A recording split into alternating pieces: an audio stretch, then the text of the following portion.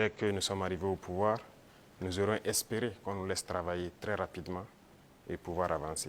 Malheureusement, certaines personnes nous ont approchés et ont voulu que nous allions dans leur sens parce que leur objectif n'était pas que la guerre finisse de sitôt. Je veux parler de certaines forces étrangères qui étaient présentes sur notre sol.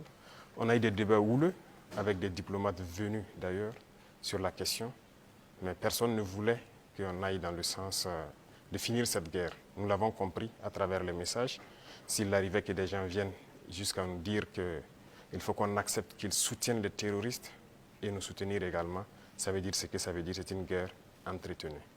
Donc nous avons très vite compris, on s'est débarrassé de toutes les forces qui étaient présentes ici, que ce soit les forces françaises, les forces américaines, et nous avons compris que la lutte sera âpre.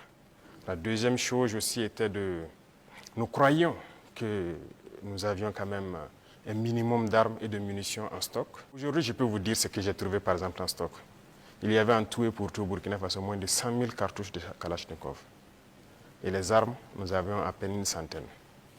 Comment est-ce qu'on pouvait faire la guerre? Il fallait se rééquiper, redoter l'armée en effectifs, en armement et tout. Ce qui a fait que l'objectif de 3 mois, si ces conditions préalables étaient réunies, c'était bien possible. Mais il n'y avait rien. On n'était pas préparé à la guerre, tant sur le plan équipement que sur le plan effectif.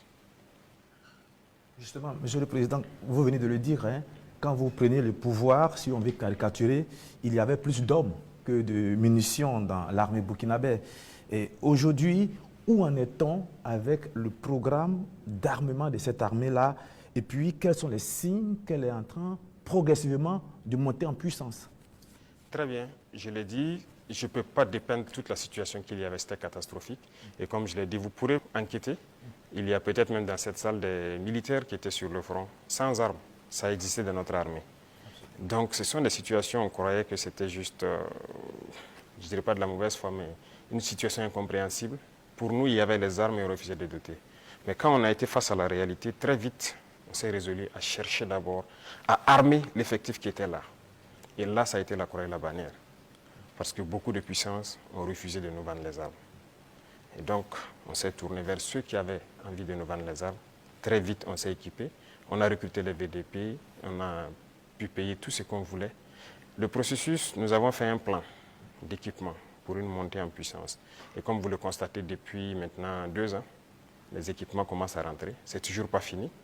Et ça continue de venir. Peut-être que dans quelques jours, vous verrez encore de nouveaux équipements qui seront présentés, qui sont principalement des équipements d'appui. Parce que d'abord, l'infanterie, il fallait l'équiper pour que chaque homme puisse avoir